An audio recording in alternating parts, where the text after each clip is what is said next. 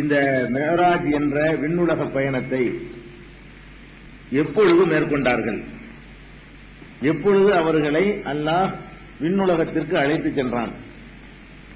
இந்த காலத்தை பொறுத்த வரைக்கும் நம்ம சமுதாயத்தில் பரவலாக என்ன நினைச்சிட்டு இருக்கிறாங்கன்னா, ரஜபு மாதம் 27ஆம் நாள் பிற 27ல ரசூல் ஸல்லல்லாஹு அலைஹி வஸல்லம் மேராஜ் போனாங்க. அப்படித்தான் எல்லா பள்ளிவாசல்கள்லையும் மேராஜ் இரவு உண்டு பயான்கள் நடக்கும். காலண்டர்கள்ல மேராஜ் இரவு உண்டு ரஜபு மாசம் 27ஆம் நாள போட்டிருப்பாங்க. இந்த மேராஜை ஒட்டி நோன்பு மற்ற விசேஷங்களை எல்லாம் சிறப்பு தொழுகைகளை எல்லாம் உண்டாக்கி வச்சிருக்கிறாங்க.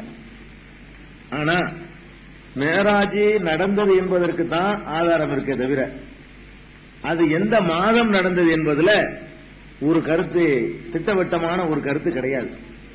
அது அல்லாஹ்வும் சொல்லல. எத்தனாவது மாசத்துல எந்த வருஷத்துல நான் இந்த மாதிரி அழைச்சிக்கிட்டு போனேன்னு அல்லாஹ்வும் சொல்லல. அல்லாஹ்வுடைய திருத்தூதர் முஹம்மது ஸல்லல்லாஹு அலைஹி வஸல்லம் அவங்களும் சொல்லல. சஹாபாக்கள் அறிவிக்கக்கூடிய ஆதாரப்பூர்வமான செய்திகள்லையும் வருஷம் மாசம் கிடைக்கல. அதனால என்ன இருக்குன்னு கேட்டா, இது சம்பந்தமா 10 அபிப்பிராயங்களை சொல்றாங்க.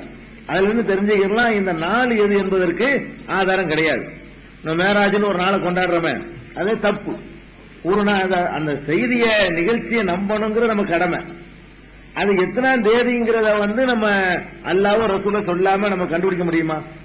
ரசூல் ஸல்லல்லாஹு அலைஹி வஸல்லத்தை மேராஜுக்கு அல்லாஹ் அழைச்சிட்டு போனான்னா எப்ப அழைச்சிட்டு போனான்னு அல்லாஹ் சொல்லணும். கன்னியா நடந்த ஒரு சம்பவம் அல்லது அல்லாஹ்வுடைய ரசூல் இந்த மாதிரி இத்தனாம் தேதி அல்ல இந்த மாசம் வேற இத்தனையில என்னை அல்லாஹ் அழைச்சிட்டு போனான்னு அல்லாஹ்வுடைய ரசூல் சொல்லணும். அல்லாஹ்வும் சொல்லல, அல்லாஹ்வுடைய ரசூல் ஸல்லல்லாஹு அலைஹி வஸல்லம் அவங்களும் சொல்லல.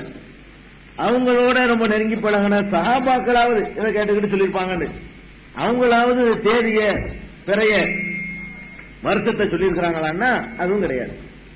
அப்ப ரஜபு மாசம் பிற 27இல் மேராஜ் நடந்தது என்று சொல்ற அடிப்படையே தப்பு.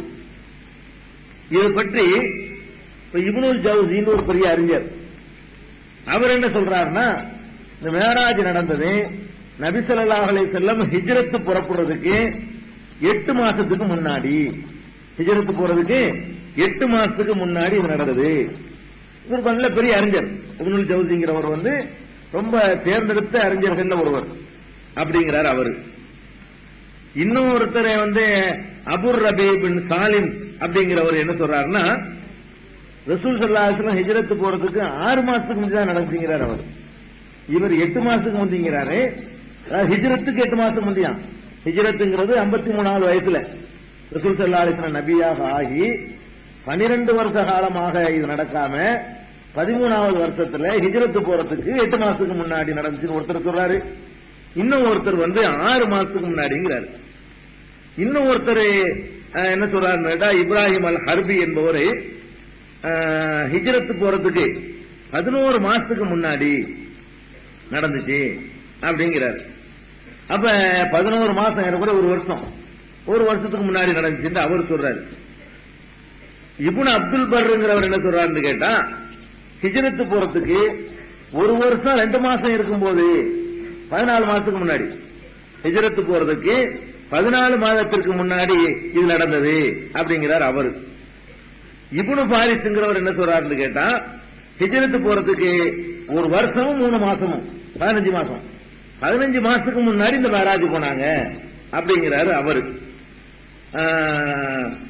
அப்புறமேலே இன்னொருத்தர் என்ன சொல்றாருன்னு கேட்டா, தபுரி பைஹத்தி இவங்க எல்லாம் 1 வருஷமும் 5 மாசமும் 17 மாசம், 17 மாசத்துக்கு முன்னாடி போனாங்க அப்படிங்கிறார். அப்புறம் இப்னு சாது, அபு சபுரா இவங்க எல்லாம் என்ன சொல்றாங்கன்னா, ரசூல் ஸல்லல்லாஹு அலைஹி வஸல்லம் ஹிஜ்ரத் போறதுக்கு ஒரு 18 மாசத்துக்கு முன்னாடி அப்படிங்கிறாங்க. அதுக்கப்புறம் இப்னுல் அசீர், அவர் நல்ல ஒரு பெரிய அறிஞர் தான், இந்த வரலாறுகளை எல்லாம் கரைச்சு குடிச்சவர் தான். அவர் என்ன சொல்றாருன்னு கேட்டா, ஹிஜ்ரத் போறதுக்கு 3 ஆண்டுகளுக்கு முன்னாடி நடந்தது. மேராஜ் என்ற சம்பவத்துல எல்லாரும் ஒரே கருத்துல சொல்றாங்க. அது எப்ப நடந்தது என்பதுல இப்படி 10 கருத்து வருமா? 10 கருத்து நான் உங்களுக்கு சொல்லியிருக்கிறேன். 10 கருத்து வருதுன்னு சொன்னா என்ன அர்த்தம்? இது பற்றி ஹதீஸ்ல இல்லைன்னு அர்த்தம். அல்லாஹ்வுடைய ரசூல் கரெக்டா ஒரு தேதியை சொல்லி இருந்தா 10 அபிப்பிராயம் வராது. 10 அபிப்பிராயம் வருவதிலிருந்து என்ன விளங்குதுன்னா, இவங்களா ஊகிக்கிறாங்க. இவங்களா ஊகிச்சுக்கிட்டு அனுமானம் பண்ணிக்கிட்டு 6 மாசம் இருக்கலாம், 8 மாசம் இருக்கலாங்கிற அப்படிதான் எடுத்துக்கணும். அதனால இது எந்த அறிவிப்பையும் நம்ம கணக்கில் எடுத்துக்கிற வேண்டியதில்லை. எது ஒன்றுக்கு நமக்கு தெளிவான இல்மு இல்லையோ அது விஷயத்தில் ஒரு முடிவுக்கு நம்ம வரக்கூடாது. அல்லாஹ் குர்ஆன் நமக்கு என்ன சொல்றான், வலா தக்ஃபு மா லைஸ லக பிஹி இல்முன், உனக்கு இல்மு இல்லாத திட்டவட்டமான அறிவு இல்லாத செய்திகளை நீ பின்பற்றாதே. அதனால நம்ம எப்ப இது நடந்தது என்று கேட்டால் அது பற்றி அல்லாஹ்வும் ரசூலும் எங்களுக்கு சொல்லவில்லை. ஒண்ணுக்குமா தேதி சொல்ல முடியும். தேதி கிடைச்சது தேதியோட நம்புவோம். இதுல தேதி முக்கியம் கிடையாது. சில விஷயங்களுக்கு நிகழ்ச்சி தான் முக்கியமே தவிர தேதி முக்கியம் கிடையாது. தேதியை தெரியறதுனால ஆக போறது ஒண்ணுமே கிடையாது இந்த மாதிரி நிகழ்ச்சிகள்ல. அப்ப இப்படி ஒரு சம்பவம் நடந்துச்சு, அவ்வளவுதான். இதை நம்ம நம்புறோம் மனப்பூர்வமா. இது மக்கா வாழ்க்கை. இது எல்லா கருத்தும் என்ன சொல்லுதுன்னா, ரசூல் ஸல்லல்லாஹு அலைஹி வஸல்லம் மக்காவுல இருக்கும் போதுங்கிறது வந்துருது. யாரும் மதீனாவுக்கு போனவன்னு சொல்லல. ஒரு ஏகோபித்த கருத்து எதுல இருக்குன்னு கேட்டா, மக்காவுல இருக்கும் போதுதான் இது நடந்தது. ஏன் அதுல மட்டும் ஏகோபித்த கருத்து வருதுன்னா, மஸ்ஜிதுல் ஹராமுல இருந்தா அல்லாஹ் கூட்டிட்டு போறான். தெளிவாவே நஸ்தா இருக்குது. மஸ்ஜிதுல் ஹராம்ங்கிறது காபத்துல்லா, அங்க இருந்து அல்லாஹ் கூட்டிட்டு போனு சொல்றதுனால கண்டிப்பா இது நடந்தது எங்க இல்ல, மதீனாவுல கிடையாது. 53 வருஷத்துக்கு பிறகு மதீனாவுக்கு போனாங்களே, அந்த 10 வருஷத்துல இல்ல. 40 இருந்து 53 வயசு வரைக்கும் உள்ள அந்த 13 வருஷ காலத்துலதான் இது நடந்திருக்குது என்பதுல இரண்டாவது கருத்து இடம் கிடையாது. அது ஒண்ணுதான் உறுதியா சொல்ல முடியுமே தவிர எந்த மாசம் என்பதையும் எந்த வருஷம் என்பதையும் கூட தெளிவாக சொல்வதற்கு ஆதாரம் இல்லைன்னு சொன்னா, 27 வரைக்கும் தேதி வரைக்கும் கண்டுபிடிச்சுறாங்க. நம்ம ஆளு ஒரு பங்கன் ஆக்கி விழா கொண்டாடணும்.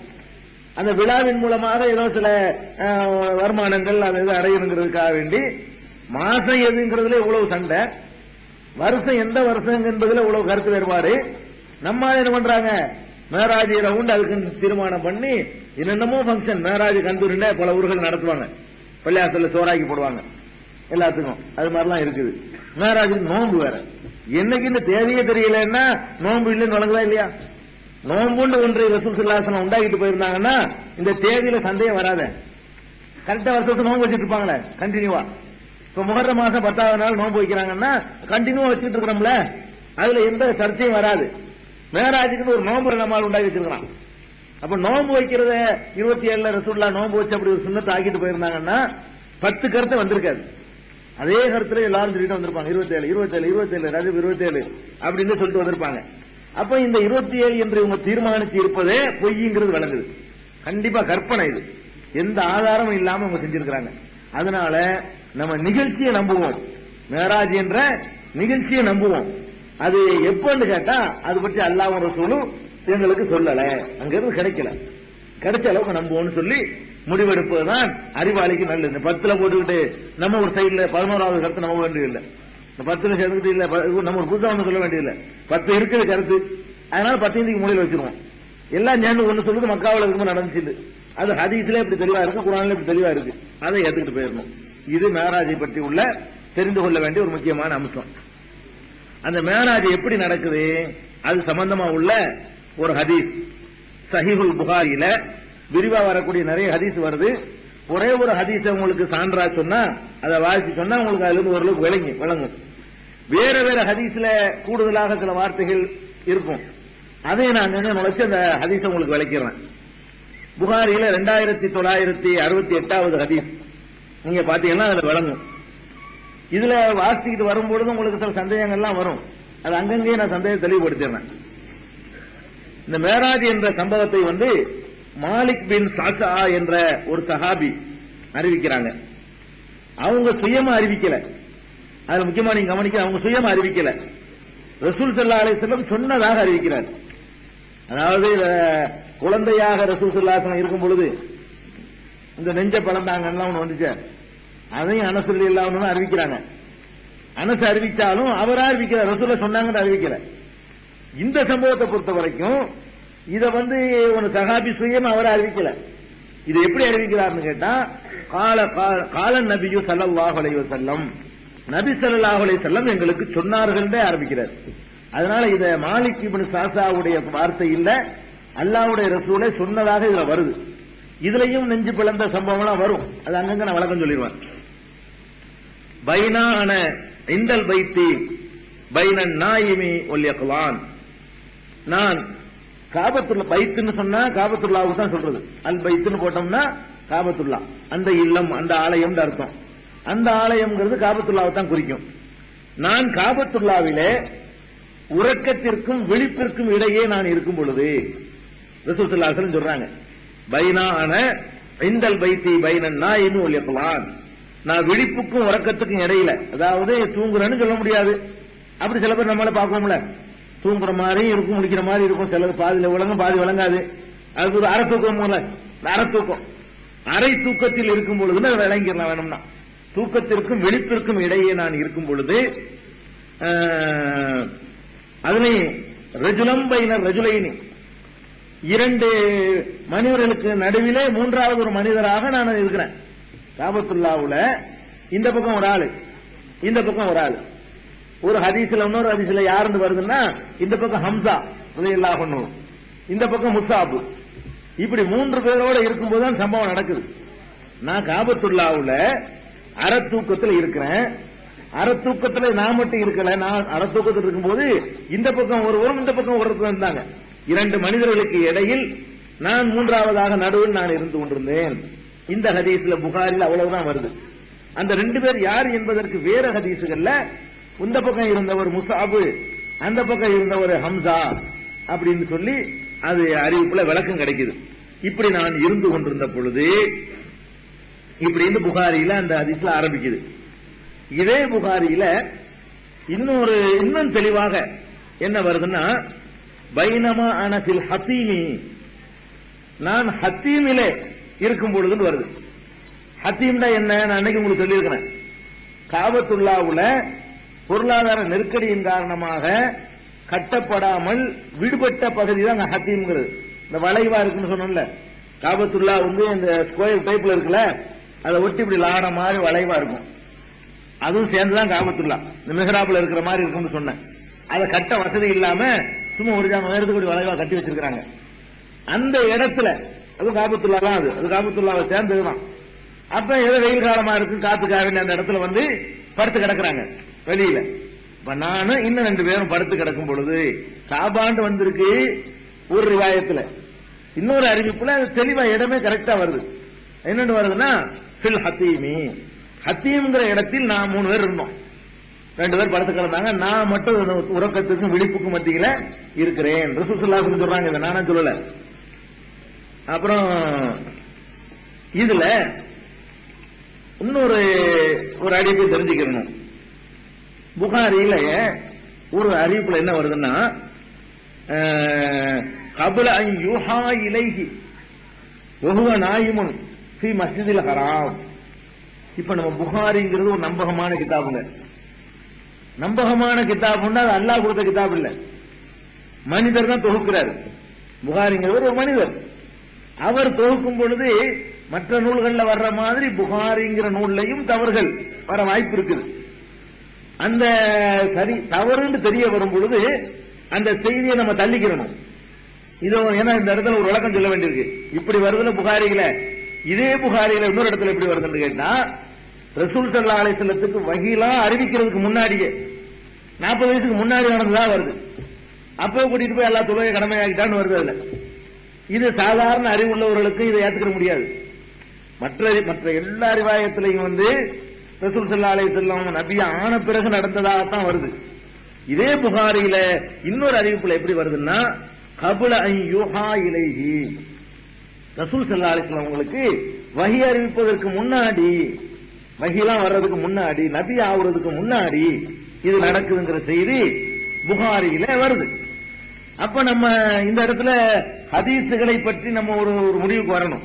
ஹதீசுகளை பற்றி நம்ம எப்படி அதை அணிவிக்கிறதுன்ற ஒரு முடிவுக்கு வரணும். ஏன்னா இது மாதிரி ரெண்டு முரண்பாடு மாதிரி வந்து நம்மளுக்கு என்ன பண்றது தெரியுமா, என்ன ஒரு ஹதீஸோட குழப்பமா இருக்கு, ஏதா எடுத்துக்கிறது புகாரில எப்படி இருக்குது இப்படிங்கிற மாதிரி ஒரு குழப்பத்துக்கு ஆளாயிடுறாங்க.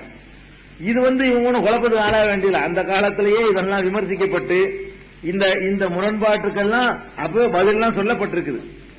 அதை நீங்க முதல் விளக்கி, இந்த மேராஜில் நுழைவதற்கு முன்னாடி ரசூல் ஸல்லல்லாஹு அலைஹி வஸல்லம் நபியாக ஆன பிறகு நடந்ததாக ஒரு 30-40 அறிவிப்பு இருக்குது.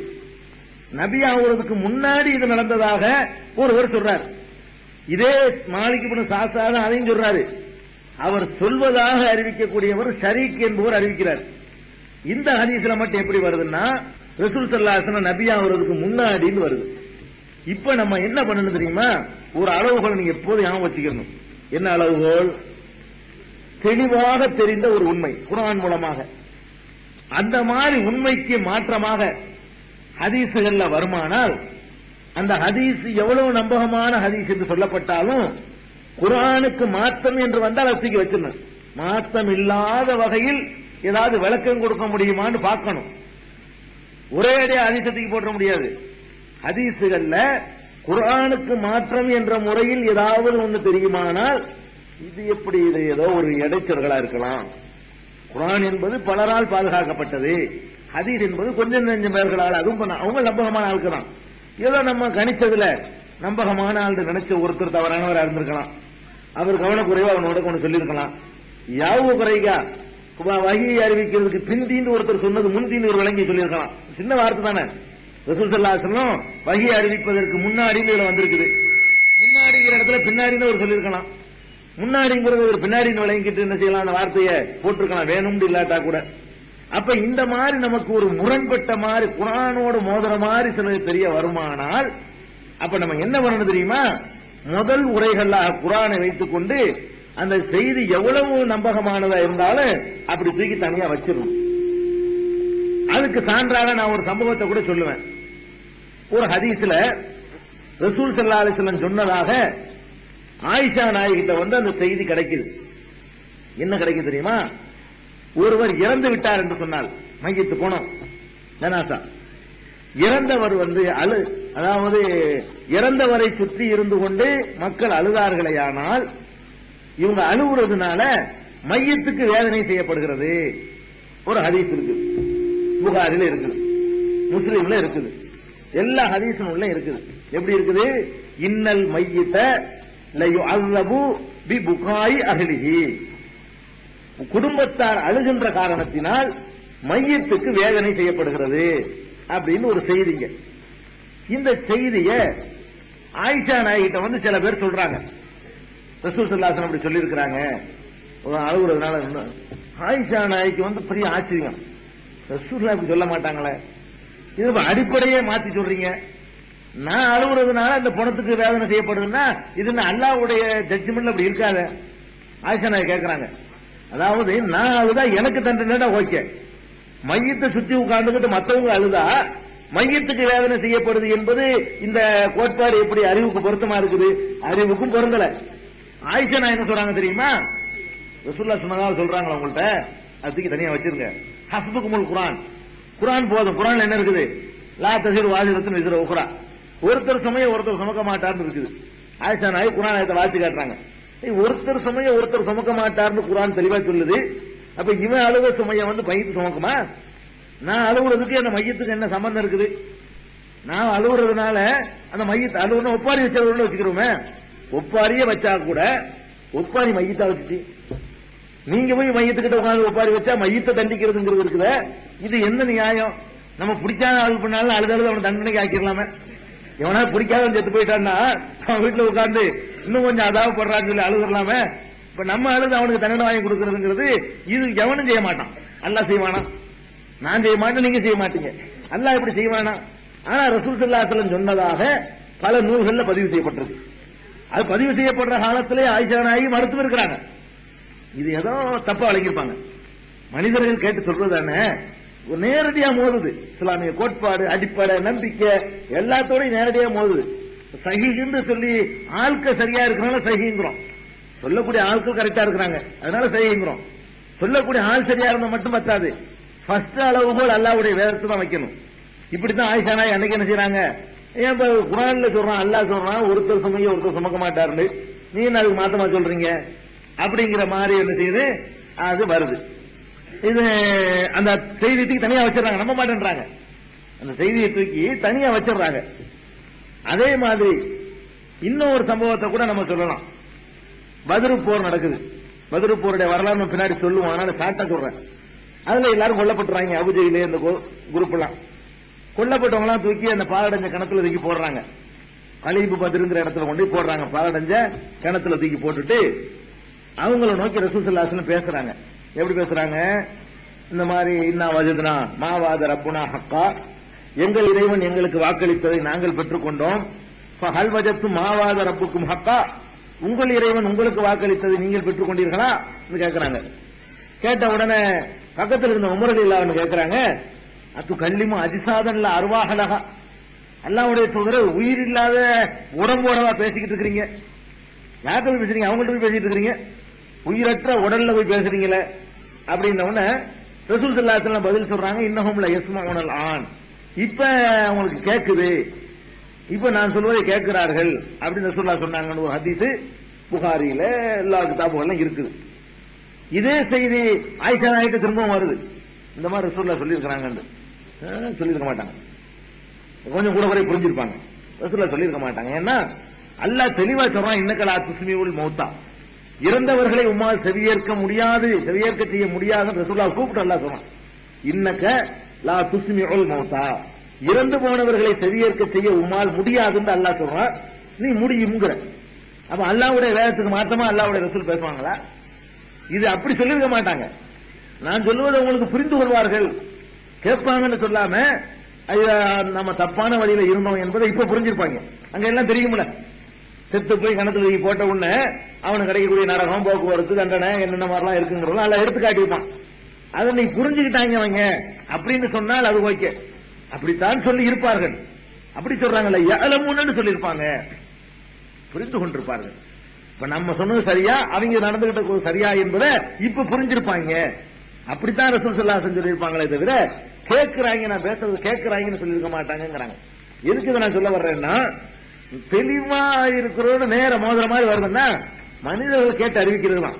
அதனால அப்படி வேகமாக புகாரியோ முஸ்லிமோ நம்ம எடுக்க வேண்டியதில்லை. அதுல ஒரு 2, 3, ஒரு 10, ஒரு 15, ஒரு 20, ஒரு 100 கூட இருக்கலாம்.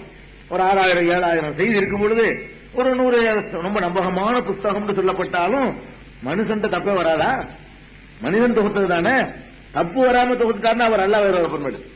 ஒரு தப்பு இல்லாம ஒரு மனிதன் தொகுக்க முடியும்னு சொன்னா அவன் அல்லாஹ் அப்புறமேலு. தப்புக்கு அப்பாற்பட்டவன் அல்லாஹ் மட்டும்தானுங்க.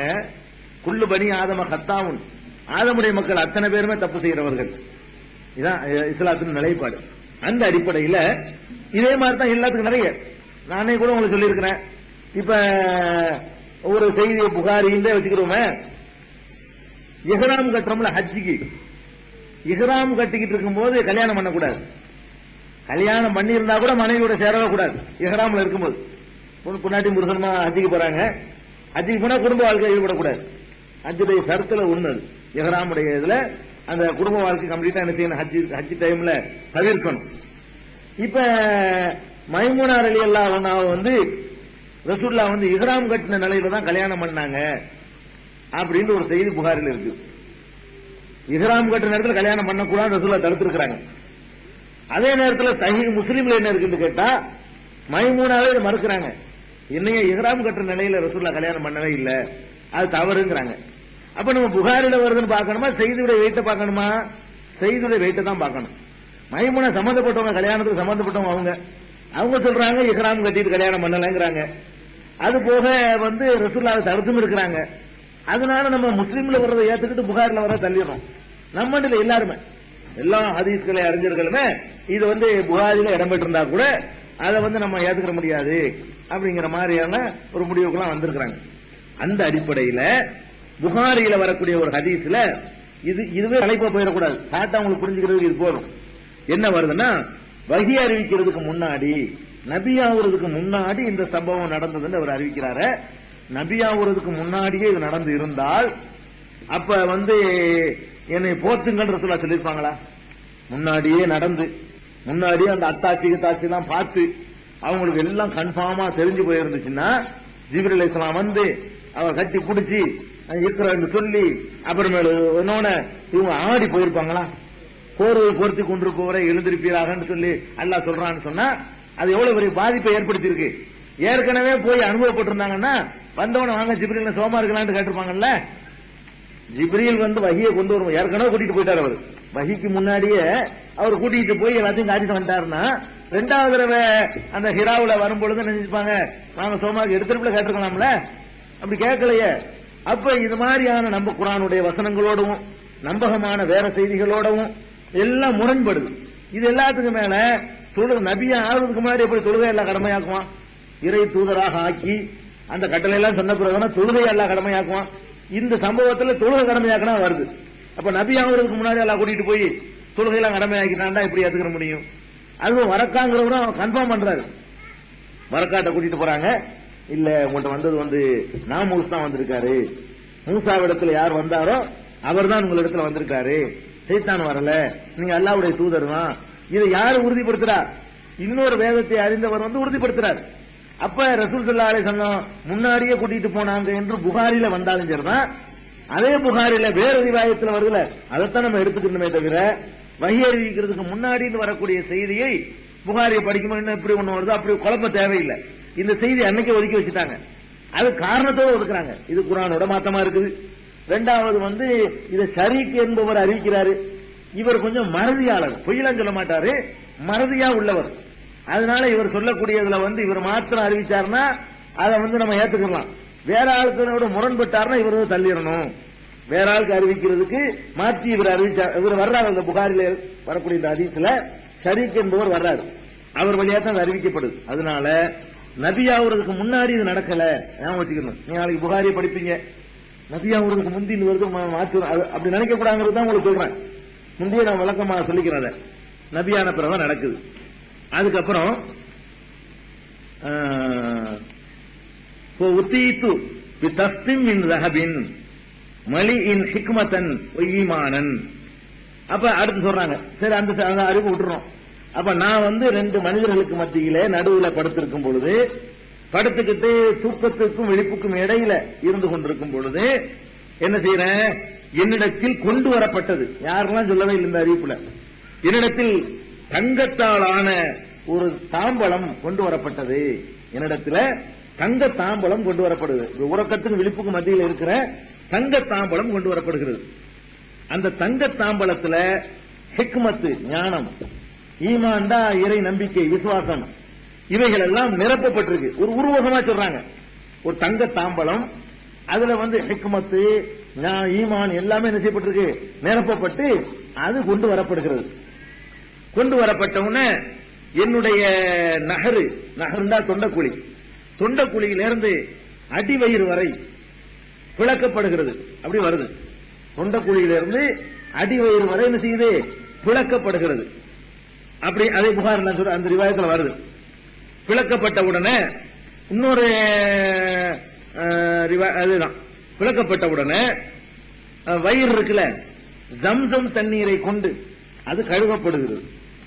கழுவப்பட்ட உடனே அந்த தங்கத்தட்டுல கொண்டு வந்தாங்கல்ல ஈமான் ஹிக்மத்து, அதை கொண்டு அதுக்குள்ள ஊத்துறாங்க, நிறைக்கப்படுகிறது அப்படின்னு சொல்லி இதுல புகாரியில ஆரம்பிக்குது. இந்த சம்பவத்தினுடைய துவக்கம் எப்படி வருதுன்னா இந்த மாதிரிதான் வருது. இதை வச்சவன என்ன பண்ணிடுறாங்க? போட்டு இப்படி அறுத்து நெஞ்ச பழந்து உள்ள கொண்டு ஈமான் ஹிக்மத்து எல்லாம் தட்டுல கொண்டு வர முடியுமா? அதை கொண்டு நிறைக்கிறதுன்னா என்ன ஒரு பொருளாது? தட்டுல கொண்டு ஊத்துற சாமான ஈமான்ங்கிறது அப்படிங்கிற மாதிரி எல்லாம் ஒரு டவுட் வரும். ஒரு டவுட்டும் வர வேண்டியது இல்லை. ஏன்னு கேட்டா இது நல்லா, இது ஆரம்பமே தெளிவா சொல்லுது. எப்படி சொல்லுது? நான் அரை தூக்கத்துல உறக்கத்துக்கு விழிப்புல இருக்கும் பொழுதுன்னு தான் சொல்றாங்க ஆரம்பமே. அவங்க முழிக்கிற, நீங்க நல்லா விளங்கிக்கிறணும்.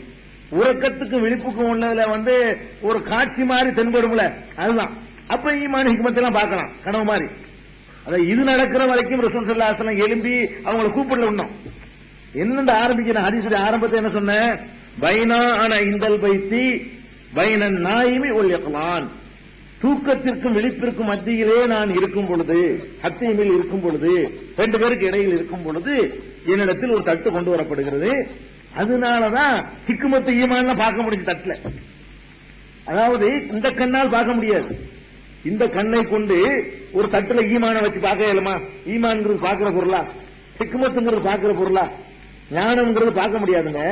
அப்ப பார்க்கப்படும் தட்டுல கொண்டு வரப்படுதுன்னா ஒரு உருவ காட்சியாக, ஒரு ஆத்மீக அடிப்படையில அப்படிலாம் எல்லாம் காட்ட முடியும். ஈமான் மாதிரி ஹிக்மத் மாதிரி வச்சு இதான்ப்பா ஈமான் ஹிக்மத் காட்ட முடியும். அப்ப இதுல கூட ஒரு சம்பவம் வரும். ஜிப்ரீல் அலைஹிஸ்ஸலாம் வந்து சம்பவத்துல பின்னாடி வருது. பால், தேனு, வந்து மது மூணையும் கொண்டாந்து கொடுப்பாங்க ரசூல் ஸல்லல்லாஹு அலைஹி வஸல்லம். பாலை ரசூல் ஸல்லல்லாஹு அலைஹி வஸல்லம் எடுத்து குடிச்சிருவாங்க மூணுல. அப்ப இப்ப அவங்க ஜிப்ரீல் அலைஹிஸ்ஸலாம் சொல்லுவாங்க, நீ வந்து இயற்கையான மார்க்கத்தை தேர்ந்தெடுத்துக்கிட்ட, பாலுங்கிறது தூய்மை வெண்மையானது, அதை நீ தேர்ந்தெடுத்துக்கிட்ட. நீ வந்து வேற சாராயத்தையோ வேற தேர்ந்தெடுத்து சொன்னா உம்மத்தெல்லாம் வழிகட்டு போயிருப்பாங்க, நீனு வழிகட்டு போயிருப்ப. இது ஒரு உருவகமா காட்டப்படுது. பாலை தேர்ந்தெடுப்பதன் மூலமாக ஒரு செய்தி சொல்லப்படுது. பால் மாதிரி வெள்ளையான ஒரு மார்க்கம் இது அப்படின்னு சொல்லி தரப்படுது. அப்ப அந்த அடிப்படையில இதுல நெஞ்சு பிளந்ததாக வருது. வாஸ்தவம் ரொம்ப தெளிவா தான் வருது. ஆழ்ந்து சிந்திச்சீங்கன்னா நெஞ்சையெல்லாம் பிளந்து ஹிக்மத்து ஈமான் எல்லாம் உன்னை ஊத்தி என்ன செய்யல, நிறைக்கிற பொருள் இல்ல. அது மாதிரி உங்களுக்கு தோணுது.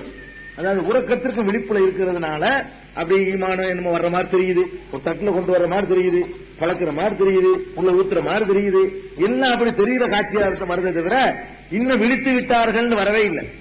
விழித்து முடிச்சுட்டாங்கன்னு என்ன செய்யல, வரவே இல்லை.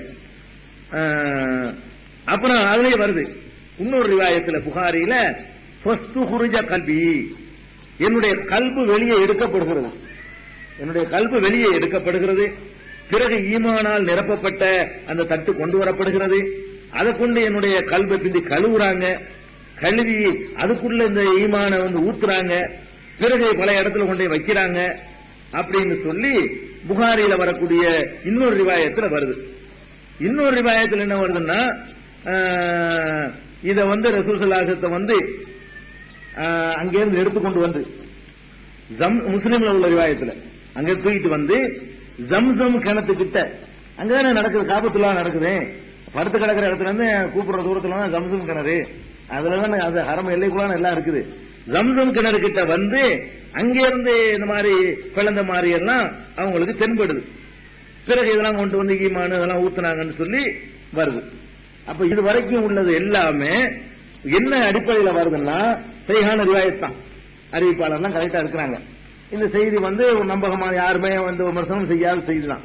இப்ப நமக்கு என்ன வரும்னா, இதயத்தை போட்டு எப்படி பழக்க முடியும், பிளந்து என்னது கொண்டு வைக்க முடியும், பிளந்தா அந்த அறிகுறி இருக்குமே, பிளந்தா தைக்கிறது போறது இருக்குமே, அதெல்லாம் வச்சு அது மாதிரி எல்லாம் ஒண்ணு நடந்ததுக்கு எந்த ஒரு ஆதாரமும் இல்லை. அதனால நம்ம இது என்ன வழங்குறோம்னு கேட்டா, ரசூல் ஸல்லல்லாஹு அலைஹி வஸல்லம் அவர்கள் அந்த காபத்துல்லாவுல உறக்கத்திற்கும் விழிப்புக்கும் மத்தியில் இருக்கக்கூடிய நேரத்தில் சில காட்சிகளை காட்டிவிட்டு தான் அப்புறம் நல்லா கூட்டு போறான். சுத்தப்படுத்துற மாதிரி ஒரு ஆத்மீகமான முறையில அப்படியா இருக்கிற மாதிரியும் அப்படி உள்ள ஊத்துற மாதிரியும் அப்ப ஈமான்லாம் நிறைகிற மாதிரியும் அப்படியே நமக்கு ஒரு ஒரு இன்பத்துல லயிச்சு போய் இந்த ஒரு சந்தோஷமான கனவுகள் தோன்றும் இல்லையா, அது வரைக்கும் அந்த நிலையில ரசூலுல்லாஹ் இருந்திருக்கிறாங்கன்னு வழங்குது. அதுக்கப்புறம் தான் வாகனம் கொண்டு வர்ற பிறகு சொல்றாங்க ரசூல் ஸல்லல்லாஹு அலைஹி வஸல்லம், உத்தீது பிதாபத்தின் அபியவ, பிறகு வெண்மையான வெள்ளை வெளேர் என்ற ஒரு வாகனம் என்னிடத்தில் கொண்டு வரப்படுகிறது. அந்த வாகனத்தினுடைய சைஸ் என்னன்னு கேட்டா, தூனல் பகலி ஃபௌகல் ஹிமாரி, கழுதைக்கு கொஞ்சம் மேல, குதிரைக்கு கொஞ்சம், கோவேறு கழுதைக்கு கொஞ்சம் கீழே. கழுதையை விட கொஞ்சம் பெருசு, கோவேறு கழுதையை விட கொஞ்சம் சிறுசு. சைஸுக்கு தான் சொல்றாங்க. நம்ம என்ன பண்ணிவிட்டான்னா அந்த வடிவத்தையே போட்டு குதிரை மாதிரி போட்டு ஒரு மனுஷ முகத்தையும் போட்டு அதுக்கு 2 ரெக்கையும் போட்டு புராக்குன்னு போட்டு வீட்டுல மாட்டி வச்சிருக்கான். புராக் வாகனம்னு சொல்லி, அதாவது அல் புராக்குன்னு அதுல வருது. புராக்குங்கிற வாகனம் கொண்டு வரப்படுகிறது. புராக்குன்ற உடனே நம்ம என்ன விளங்கிக்கிறோம்னா, நம்ம பார்த்த மாதிரி ஒரு கழுதை குதிரை மாதிரி ஒரு தோற்றம் விளங்கிக்கிறோம். புராக்குங்கிற வார்த்தைக்கு என்ன அர்த்தம் தெரியுமா? பர்க்குல இருந்து தான் புராக். புராக்குன்னா மின்னல் வேகத்தில் பயணம் செய்யக்கூடிய ஒரு வாகனம். புராக்குக்கு என்ன அர்த்தம்? பர்க் என்ற வார்த்தையிலிருந்து புராக்கு பிறக்குது. மின்னல் வேகத்தில் அது பறக்கிறதுனால அதுக்கு பேர் வந்து புராக். அப்ப இந்த மின்னல் வேகத்தில் பறக்கக்கூடிய வாகனமா இருந்ததுனாலதான் சீக்கிரம் வர முடிஞ்சு. அந்த வாகனம் என்பது ரொம்ப வேகமாக செல்லக்கூடிய ஒரு வாகனம். மனிதன் இந்த சாதாரண அற்பமான மூளையை வைத்துக் கொண்டு இவன் கண்டுபிடிக்கிறான் வாகனத்தை. அற்பமான ஒரு மூளையை வைத்துக் கொண்டு மின்னல் வேகத்தில் பறக்கக்கூடிய விமானங்களை கண்டுபிடிக்கிறான். மின்னல் வேகத்தை ஒன்றும் கண்டுபிடிக்கல, ஓரளவுக்கு வேகமாக போகக்கூடிய விமானங்களை மனுஷன் செய்யறான், கண்டுபிடிக்கிறான். ராக்கெட்டை கண்டுபிடிச்சிருக்கான். ராக்கெட்ல எத்தனையோ ஆயிரக்கணக்கான மைல் வேகத்தில் என்ன செய்யுது, பறந்து போகுது. அப்ப இத வந்து ஒரு 200 வருஷத்துக்கு முந்தைய சொன்னா சிரிச்சிருப்பாங்க எல்லாரும். கண்டுபிடிச்ச பிறகு நமக்கு ஒரு சின்ன விஷயம் இது. இது இப்ப ராக்கெட் பெரிய விஷயமா இது அப்படின்னு சொல்லிடுவோம். நமக்கு சின்ன ஒரு விஷயம். ஒரு 200-300 வருஷத்துக்கு முந்தைய வாழ்ந்த மக்கள்கிட்ட இந்த மாதிரி ஒண்ணு கண்டுபிடிக்க போறாங்க, அப்படி பறக்கணும், ஆயிரக்கணக்கான மைல் வேகத்துல போகணும், அது போன கிறுக்கு போய் விளாடுவான். நம்புவான் அவனுக்கு தெரிஞ்சது கழுதை, குதிரை, கோவர் கழுதை, ஒட்டகம், மாடு, இதான் தெரியும் பிரயாணத்துக்கு. இந்த வேகத்தை மட்டும் கண்டு வச்சிருந்த அந்த மனுஷன் போய்கிட்டு இந்த இன்றைக்கு கண்டுபிடிச்சிருக்கான மனுஷன் ஜெட் விமானம், அது ராக்கெட், இது மாதிரி இதுகளை சொன்னா ஒத்துக்குவானவன்? ஒத்துக்கிற மாட்டான். அவன் எள்ளி நகையாடி இருப்பான். அப்ப அந்த மாதிரி நிலைமை வந்து நம்ம பார்க்க கூடாது. நம்ம இன்றைக்கு மனிதன் இப்படி கண்டுபிடிக்கும் போது அல்லாஹ் தன்னிடத்தில் அழைத்து செல்லும் பொழுது அவன் ஆகுண்டு ஆக்கிட முடியாதா? மனிதன் கண்டுபிடித்ததை நம்புறான் மனுஷன். பலவீனமான சின்ன மூளையை வைத்துக் கொண்டிருக்கக்கூடிய மனிதன் ஒரு வாகனத்தை கண்டுபிடிச்சுட்டான், அதை நம்புறான், அதை ஏத்துக்கிறான். இந்த மனிதனுக்கு இந்த அறிவை கொடுத்த ரப்புல் ஆலமீன் எத்தனையோ பல்லாயிரம் கோடி மடங்கு ஒப்பிட முடியாத அளவுக்கு அறிவு நுணுக்கமான அறிவு படைத்தவன், ஆற்றல் மிக்கவன். அவன் அழைச்சிக்கிட்டு போறதுக்கு மின்னல் வேகத்தில் செல்லக்கூடிய ஒரு வாகனத்தை கொடுத்துறான், அவ்வளவுதான். அந்த வாகனத்தின் வழியாகத்தான் போக செல்ல முடியும், நல்லா ஒரு ஏற்பாடு பண்ணி வச்சிருக்கிறான். அதுக்காக அந்த வாகனத்தை அனுப்புறான். அது குதிரையுடைய முகத்தில் இருந்துச்சு, குதிரை மாதிரி அதுக்கு கால் இருந்துச்சு, குதிரையுடைய தோற்றத்தில் இருந்துச்சுன்னா நீங்க விளையாடக்கூடாது. அளவைத்தான் சொல்றாங்க. 2 பேர் போறதுக்குள்ள அளவுல இருக்கணும். அது அதுக்காக சொல்றாங்க. கழுத அளவுக்கு அது இல்ல, சைஸுக்கு தான் வருது, வடிவத்துக்கு இல்ல. இந்த வடிவமே குதிரை மாதிரி நீங்க விளைவிக்க கூடாது. மின்னல் வேகத்தில் செல்லக்கூடிய ஒரு வாகனம் கொண்டு வரப்படுகிறது. அந்த சைஸ் தான் அதை மேலே கீழே அதுதான் சொல்றாங்க. குதிரையை போலன்னு அந்த ஹதீஸ்ல வரவே இல்லை. எப்படி வருதுன்னா தூனல் பகுலி ஒசோக்கல் ஹிமாரி, பகலுக்கு கீழே, பகல்னா கோவேர் கழுதை, கோவேர் கழுதையை விட அடுத்த சைஸ். கோவேர் கழுதைங்கிறது குதிரை சைஸுக்கு இருந்தீங்களேன். நம்ம புரிஞ்சுக்கிறது கோவேர் கழுதை நம்ம பார்த்திருக்க மாட்டோம்ல. நம்ம புரிஞ்சுக்கிறதுக்கு வேணா குதிரை கழுதைன்னு வச்சுக்கிறீங்களேன். கழுதையை விட கொஞ்சம் பெருசு, குதிரையை விட கொஞ்சம் பெருசு. இந்த அளவுல குதிரை அளவுக்கு பெருசாவும் நினைச்சுக்கிறாதீங்க, கழுதை அளவுக்கு சின்னதாவும் நினைச்சுக்கிறாதீங்க. ரெண்டுக்கு மத்தியில உள்ள ஒரு சைஸ்ல நம்ம நாட்டு குதிரையை வச்சுக்கலாம். இந்த வண்டி ஓட்டுறாங்க இல்ல, இதெல்லாம் வச்சு, இது குதிரை சைஸே கிடையாது. இந்த வண்டி ஓட்டுறாங்க இல்ல, குதிரை வண்டி ஓட்டுறாங்க இல்லங்க, இது குதிரை வண்டி குதிரையா? இது குதிரை சைஸே கிடையாது. இந்த சைஸை வச்சுக்கலாம். இது கொஞ்சம் கழுதை கொஞ்சம் மேல இருக்கு, குதிரை கொஞ்சம் கீழே இருக்கு. நம்ம நாட்டு இந்தியா குதிரைன்னு வச்சுக்கலாம். மெட்ராஸ் குதிரை, அந்த வண்டி ஓட்டுற குதிரை, அந்த சைஸ் தான். இந்த சைஸ்ல வெள்ளை வெளேர் என்ற ஒரு வாகனம் கொண்டு வரப்படுகிறது ரசூல் ஸல்லல்லாஹு அலைஹி வஸல்லம் சொல்றாங்க. அதனால இதுல போய் ஆச்சரியப்படாதீங்க. அல்லாஹ் நினைச்சாண்டா அது இல்லாம கொண்டு போயிருவான். அவன் அப்படி கொண்டு போகணும்னு நினைக்கிறான், அவ்வளவுதான். அப்புறம் இன்னொரு புகாரில வரக்கூடிய இன்னொரு ரிவாயத்தில், இந்த ரிவாயத்தில் அது எப்படி வருதுன்னா, உங்க பார்வை எவ்வளவு தூரத்தில் எட்டும், உங்க பார்வை எவ்வளவு தூரத்தில் எட்டும். ஒரு மனிதனுடைய நல்ல பார்வை இருந்தால் அவன் எவ்வளவு தூரத்துக்கு பார்ப்பான். பார்வை எந்த இடத்துல போய் முடியுதோ அந்த இடத்தில் ஒரு எட்டு எடுத்து வைக்காது. அவ்வளவு பாஸ்ட், வேகத்தை வளர்க்கிறாங்க. ரசூலுல்லாஹி ஸல்லல்லாஹு சொல்றாங்க, அந்த புராக்கை பற்றி வர்ணிக்கும் பொழுது எலவு ஹத்வஹு இந்த அக்ஸா தரபி, அதனுடைய பார்வை பட்டு முடிகிற ஒரு 3 கிலோமீட்டருக்கு அப்பால் வரைக்கும் நம்ம பார்க்க முடியும், 3-5 கிலோமீட்டர் பார்க்க முடியும். ஒரு எட்டு அவ்வளவு தூரத்துக்கு வைக்கிறது. அதனால வேகமா போக முடியுது. ஒரு எட்டு அவ்வளவு தூரத்துக்கு வைக்கிறதுன்னா அவள் பாயிற மாதிரி, இந்த புலி சிறுத்தைலாம் பாயமுல அந்த மாதிரி, அந்த அளவுக்கு வேகமாக செல்லக்கூடியது என்று ரசூல் ஸல்லல்லாஹு அலைஹி வஸல்லம் சொன்னதாக புகாரியில வரக்கூடிய இன்னொரு அறிவிப்புல இருக்குது. சொஹைவில்கு அலைஹி, அதன் மீது நான் ஏற்றப்பட்டேன். இப்பதான் ஏற்றப்படுறாங்க, நல்லா வழங்கிருங்க. கொண்டு வரப்பட்டு ஆளை தூக்கி வச்சு ஏற்றப்படுறாங்க. அப்பதான் வந்து அந்த வாகனத்தின் மீது நான் ஏற்றப்படுகிறேன். இன்னொரு ரிவாயத்தில் என்ன வருதுன்னா, நானே ஏறினேன், ஏற்றப்பட்டேன்னு வருது, நூல்ல ஏறினேன்னு வருது. ஹத்தா அத்தைத்து பைத்துல் மக்தஸ், பைத்துல் முகத்தஸுக்கு வந்தோம். வந்து இது முஸ்லிம்ல வரக்கூடிய ரிவாயத்து. ரபத்துஹு பில் ஹல்கத்தில்லத்தி யுர்பத்து பிஹல் அன்பியா, எர்புத்து பிஹல் அன்பியா, நபிமார்கள் எங்கே தங்களுடைய வாகனங்களை எல்லாம் கட்டுவாங்களோ, ஒரு காலத்துல குதிரை கலகம் வச்சிருந்தாங்க, அதுக்குன்னு ஒரு இடம் பைத்துல் முகத்தஸ்ல அப்ப இருந்துச்சு, ஒரு நினைவு சின்னமாக. அந்த இடத்தில் கொண்டு போய் இதை கட்டினேன்னு சொல்லி முஸ்லிம்ல வருது. இதை பற்றி அபூதர் ரலியல்லாஹு அன்ஹு வாழ்ந்த காலத்தில் அவங்கள்ட்ட கேட்கிறாங்க, ஒரு சஹாபித்தையே, கட்டுறதா எது கட்டணும், எல்லாம் வசப்படுத்தி கொடுத்து கூட்டிட்டு போயிருந்தா அவனை கட்டி வைக்கணுமா? கட்டுறது என்பது இட்டு கட்டப்பட்ட இடைச்சொல்கள், நம்பாதீங்கன்றாங்க.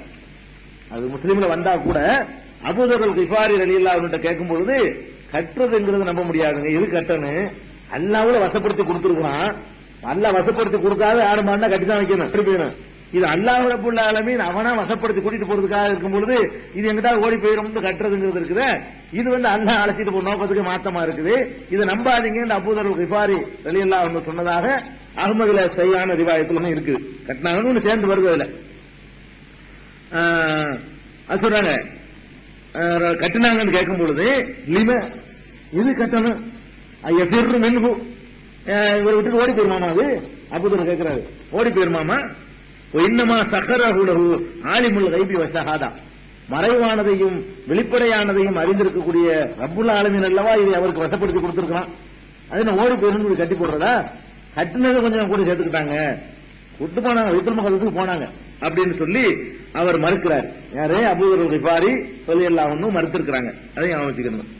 பிறகு சும்ம தகல்துல் மஸ்ஜித, பைத்துல் முகத்தஸுக்கு போயிட்டாங்கல்ல, பைத்துல் முகத்தஸ்ல போன உடனே பள்ளிவாசலுக்குள் நுழைந்து விட்டு சல்லைத்து ஃபீஹி ரக்காத்தைனி, அங்க 2 ரக்காத்துகளை வேற நான் தொழுவேன். அதான் விளங்கினேன். தொழுகை இனிமேதான் கடமையாகுது. 2 ரக்காத்துகளை வேற என்ன செஞ்ச தொழுவேன் வருது. சல்லைத்து ஃபீஹி ரக்காத்தைனி, 2 ரக்காத்துகளை வேற நான் தொழுதேன். சும்மா ஹரஜித்து, பிறகு நான் வெளியே வந்தேன். ஃபஜானி ஜிப்ரீல் அலைஹிஸ்ஸலாத்து வஸ்ஸலாம், ஜிப்ரீல் அலைஹிஸ்ஸலாம் இடத்துல கொண்டு வந்தார்கள். பி இனாயின் மின் ஹம்ரின் வ இனாயின் மின் லபனின், பால் பாத்திரம் ஒன்றையும் மதுபான பாத்திரம் ஒன்றையும் இடத்துல கொண்டு வந்தார்கள். ஃபக்தர்துல் லபன, நான் பால் பாத்திரத்தையே தேர்ந்தெடுத்துக் கொண்டேன். ஃபகால ஜிப்ரீல் அலைஹிஸ்ஸலாம் சொன்னார்கள், இஃப்தர்தல் ஃபித்ரா, இயற்கையான மார்க்கத்தை தேர்ந்தெடுத்துக் கொண்டீர் என்று சொல்லிவிட்டு சும்மா அரஜபினா இலசமா, எங்களை வானத்திற்கு என்னை கூட்டி சென்றார்னு சொல்லி அந்த செய்தி ஆரம்பிக்குதுங்க. இதுல 2-3 செய்தி நம்ம வழங்கிக்கணும். அப்ப ரசூல் ஸல்லல்லாஹு அலைஹி வஸல்லம் 2 ரக்காத்து தொழுதேன் என்று சொல்றாங்க. 2 ரக்காத்து தொழுதேன்னு சொல்றாங்க. ஆனா இந்த சம்பவம் முடிகிற கட்டத்துல தான், இதனுடைய கடைசியில தான் அல்லாஹ் எதை கடமையாக்குறான், 5 வேளை தொழுகையை கடமையாக்குறான். இதனுடைய இந்த சம்பவத்தினுடைய இறுதியில தான் வரப்போகுது. அப்ப அதுக்கு முந்தி தொழுதார்கள் என்று வேற இங்க பைத்துல் முகத்தஸ் தொழுதார்கள் வருது. இது நமக்கு ஒரு பெரிய குழப்பத்த மாதிரி தெரியும். குழப்பம் ஒண்ணும் கிடையாது. ஏன் கிடையாதுன்னா, என்ன இத்தனை ரிவாயத்தை நான் சொன்னேன்ல உங்களுக்கு, இது எப்ப நடந்துச்சுன்னு சொன்னேன்ல, மேராஜ் எப்ப நடந்துச்சுன்னா நபியான அந்த வருஷமே நடக்கல. இந்த 10 கருத்துல அப்படி ஒரு கருத்து வரல. நபியாக 2வது வருஷம் நடந்ததாக கருத்து வரல. 3வது வருஷம் இது மேராஜ் நடந்தா வரல. வர்றதெல்லாம் எப்படி வருதுன்னா 6 மாசத்துக்கு முந்தி, 8 மாசத்துக்கு முந்தி, 1 வருஷத்துக்கு முந்தி, 15 மாசத்துக்கு முந்தி, கூடுதல் 5 வருஷத்துக்கு முந்தி. 5 வருஷத்துக்கு முந்தி தான் வருதே தவிர, அப்ப அதுக்கு முந்தி 8 வருஷம் ஓடி இருக்கு. அதாவது எப்படித்தான் இருந்தாலும் 10 அபிப்பிராயங்கள் வருது. இந்த 10 அபிப்பிராயங்கள்லயே கூடுதலான கருத்து எது? 5 வருஷம் என்பது. ரசூல் ஸல்லல்லாஹு அலைஹி வஸல்லம் மதீனாவுக்கு புறப்படுவதற்கு, ஹிஜ்ரத் செய்வதற்கு 5 வருடங்களுக்கு முன்னால் இது நடந்தது என்பதுதான் கூடுதலான எண்ணிக்கை. 3 வருஷம் இருக்கு. கொண்டு வாலிபர் தான். ஆமா, ஞாபகம் சொல்லிக்கிட்டாரு. அப்ப நல்லா கவனிங்க. 5 வருஷத்துக்கு முன்னாடின்னு ஒரு கருத்து, 3 வருஷம், 2 வருஷம், 1 வருஷம், 15 மாசம், 17 மாசம், 18 மாசம், 8 மாசம், 6 மாசம் வருது. அப்ப ரசூல் ஸல்லல்லாஹு அலைஹி வஸல்லம் 40 வயசுல நபியா வராங்க.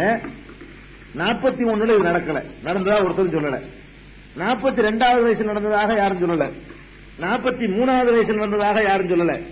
44வது வயசுல நடந்ததாகவும் மேராஜ் நடந்தா எந்த கருத்தும் இல்ல.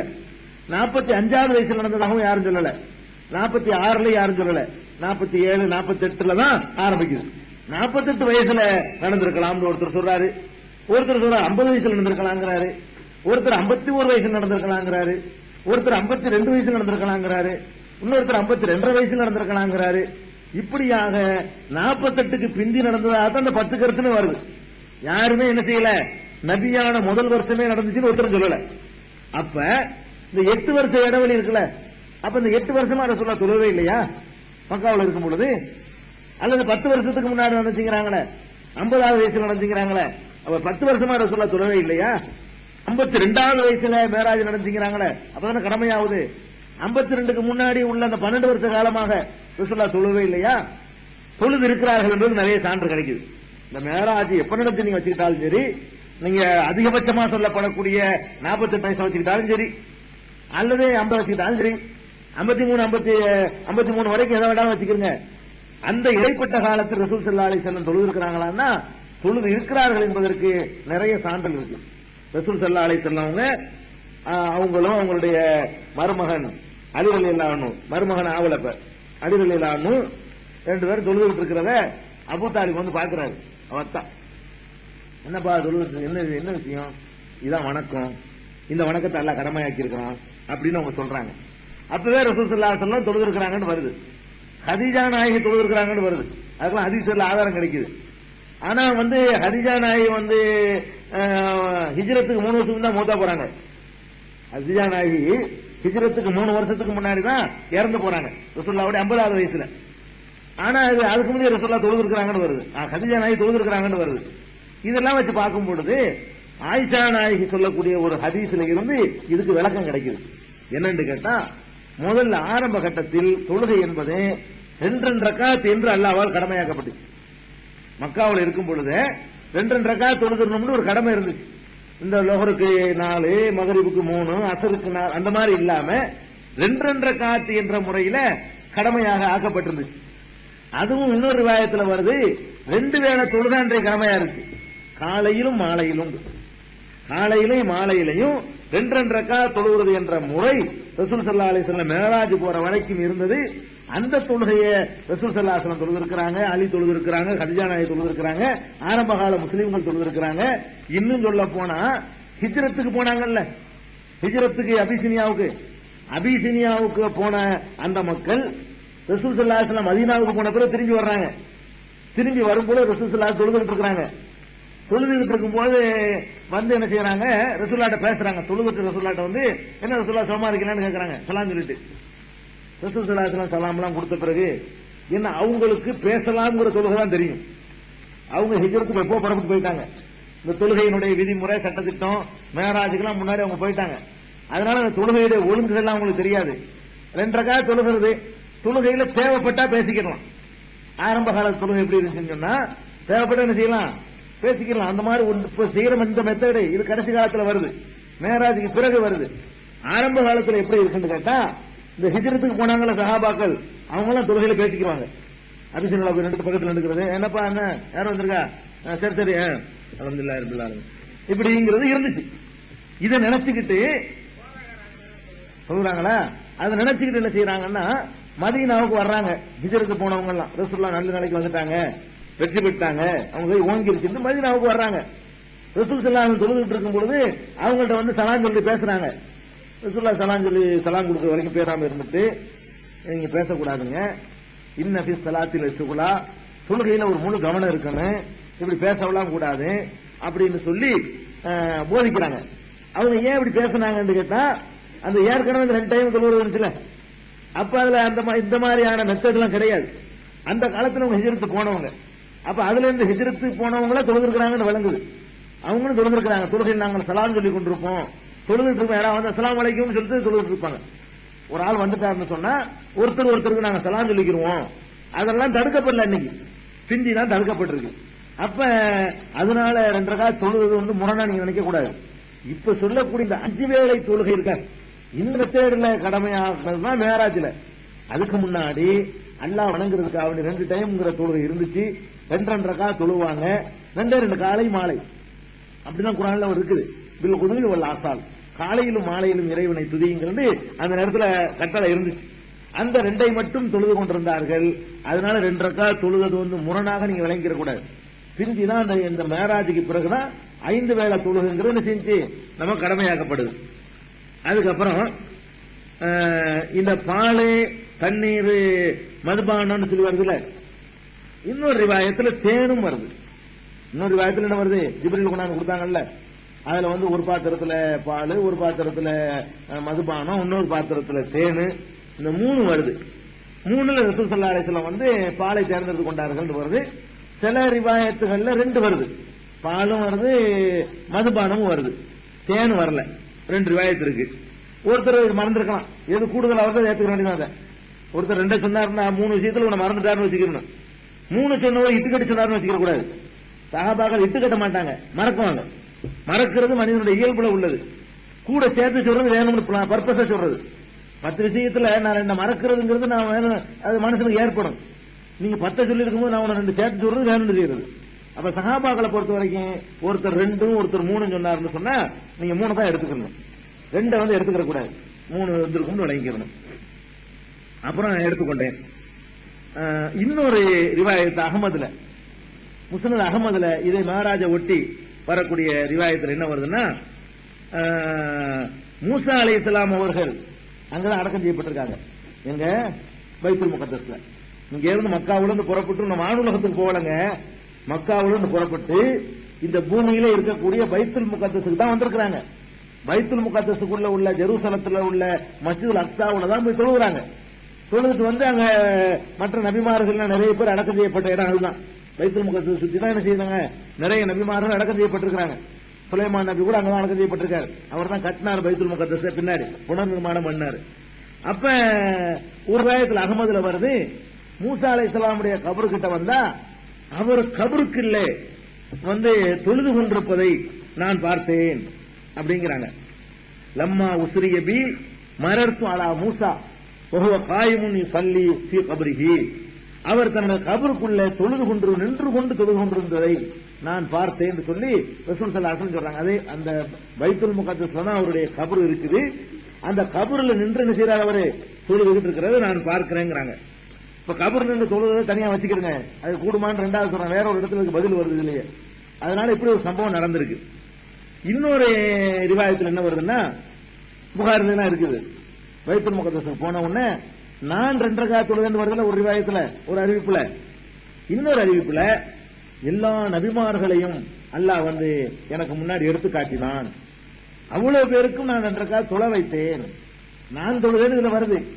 இன்னொரு ரிவாயத்தில் என்ன வருதுன்னா, எல்லா நபிமார்களும் ஒன்னா திரண்டு வந்து அவங்களுக்கெல்லாம் சேர்த்து பைத்துல் முகத்தஸ் நின்று நான் இமாமாக நின்று நான் 2 ரக்காத் தொழுவித்தேன் அப்படிங்கிற மாதிரி ஒரு அறிவிப்புல வருது. இதுக்கு பிறகு ஒவ்வொரு பிரயாணத்தை அங்க தொடர்றாங்க. இது வரைக்கும் வந்துருச்சு. அதாவது மக்காவுல இருந்து ரசூல் ஸல்லல்லாஹு அலைஹி வஸல்லம் புறப்படுறாங்க, அவங்களுடைய காபத்துல்லாஹ்ல இருந்து புறப்படுறாங்க. புறப்பட்டு புராக்குங்கிற வாகனத்துல ஏறுறாங்க, ஏறி பைத்துல் முகத்தஸுக்கு வர்றாங்க. பைத்துல் முகத்தஸ் வந்தோன்னா உள்ள போய் தொழுகிறாங்க. அவங்க மட்டும் தொழுதாங்கன்னு ஒரு ரிவாயத்து. இன்னொரு அறிவிப்புல தொழுதாங்கன்னா தொலை வச்சாங்க, நான் வந்து நபிமார்களுக்கு எல்லாம் தொலை வச்சேங்கிறாங்க. நபிமார்களுக்கு தொலை வச்சேன்னு சொல்லிக்கிட்டு அதுலயே மூசா அலைஹிஸ்ஸலாம் அவர் கபர்ல தொழுகிறத பார்த்தேங்கிறாங்க. இது மாதிரி எல்லாம் சில சம்பவங்கள் நடக்குது. இதுக்கு பிறகு வானுலகத்தை நோக்கி பிரயாணம் தொடருது. இதுக்கு பிறகு வானத்தை நோக்கி என்ன செய்யறாங்க, ரசூல் ஸல்லல்லாஹு அலைஹி வஸல்லம் பிரயாணம் ஆகுறாங்க. இந்த வானுலக பயணத்துல என்னென்ன அதிசயங்களை என்னென்ன அற்புதங்களை ரசூல் ஸல்லல்லாஹு அலைஹி வஸல்லம் கண்டாங்க என்பதை என்ன செய்வோம், நாளைக்கு வச்சுக்கிடுவோம். டைம் ஆச்சுல. இன்னைக்கு உள்ள விஷயத்தில் நீங்க என்ன விளைவிக்கணும்னா, ரசூல் ஸல்லல்லாஹு அலைஹி வஸல்லம் அவர்கள் இந்த மேராஜ் என்ற பயணத்தை மக்காவிலிருந்து மேற்கொண்டார்கள் என்பது உறுதி. எந்த வருஷம் எந்த மாசம் என்பதுல பல்வேறு கருத்துக்கள் வர்றதுனால அது நமக்கு அனாவசியமானது, அதை ஒதுக்கிட வேண்டியது. புறப்படும் பொழுது மக்கா நபியாவதுக்கு முன்னாடி புறப்பட்டார்கள் ஒரு அறிவிப்பு இருக்குது, அது சரியான அறிவிப்பு இல்லை. நபி ஆன பிறகுதான் புறப்பட்டார்கள் என்ற அறிவிப்பு தான் சரியான அறிவிப்பு. அப்படி புறப்படும் பொழுது இதயம் பிளந்ததாக சொல்லப்படக்கூடிய ஒரு செய்தி வருது. அந்த செய்தியில வந்து நான் உறக்கத்திற்கும் விழிப்புக்கும் மத்தியில் இருக்கும் பொழுது நிகழ்ந்தது என்று சொன்னதுனால அது ஒரு எடுத்துக்காட்டாக ஒரு உருவகமாக சொல்லப்படுதுன்னு தான் நீங்க என்ன செய்யணும், எடுத்துக்கொள்ளணும். என்ன மேராஜில் வரக்கூடிய இன்னும் சில சம்பவங்களை வச்சு பார்க்கும் பொழுது இதை எப்படி புரிஞ்சுக்கிறேன்னு நீங்க விளங்கிக்கலாம். மேராஜ் ரசூலுல்லாஹி ஸல்லல்லாஹு அலைஹி வஸல்லம் போனது நெசமா இருந்தாலும் அதுல அவங்க பார்த்த காட்சிகள்லாம் இருக்கு பாருங்க. மூசா அலைஹிஸ்ஸலாத்தை இங்கேயும் பார்ப்பாங்க அங்கேயும் பார்ப்பாங்க. அதெல்லாம் எப்படிங்கிறது நம்ம இங்கேயும் பார்த்துருக்காங்க. மூசா மட்டும் 3 இடத்துல பாக்குறாங்க. அவர் கபூர்ல தொழுவுறது ஒருக்கா பாக்குறாங்க, அவருக்கு சேர்த்து இமாமா நின்று ஒருக்கா தொழு வைக்கிறாங்க, அவர் இவங்களை பின்பற்றி தொழுகிறாரு. அங்க போன அங்கேயும் இருக்காரு அவர். மூசா அலைஹிஸ்ஸலாத்தை 3 இடத்துல பாக்குறாங்க. அப்ப இதெல்லாம் எப்படி இது நம்ம புரிஞ்சுக்கிறதுங்கிற சம்பவத்தை பூரா விளங்கிக்கிட்டு இது குழப்பம் இல்லாம ஒரு தெளிவாக எப்படி புரிஞ்சுக்கிறது தெரிஞ்சுக்கிட்டோம்னா எந்த குழப்பமும் இருக்காது. அதனால விண்ணுலகத்திற்கு பைத்துல் முகத்தஸ் வரைக்கும் போயிட்டாங்க. அதெல்லாம் மண்ணுலகத்தில் நடக்கிறதா பேசிருக்காங்க. இது வரைக்கும் மக்காவுல இருந்து ஜெருசலம் வரைக்கும் போயிருக்கிறாங்களே, இதெல்லாம் வந்து மண்ணுலகத்தில் நடக்கக்கூடிய சம்பவங்கள். அங்கிருந்து விண்ணுலகத்தை நோக்கி ரசூல் ஸல்லல்லாஹு அலைஹி வஸல்லம் பிரயாணப்படுறது வந்து ஒவ்வொரு வானத்திற்கும் போய் அங்க என்னென்ன காட்சிகள் எல்லாம் கண்டாங்க, அதுக்கு பிறகு என்னென்ன கண்டாங்க, இறைவனை கண்டாங்களா, என்ன அங்க போய் என்ன நடந்துச்சு என்ற விவரங்களை எல்லாம் இன்ஷா அல்லாஹ் நாளைக்கு பார்ப்போம். இது முடிஞ்ச உடனே இதுல உங்களுக்கு பல சந்தேகம்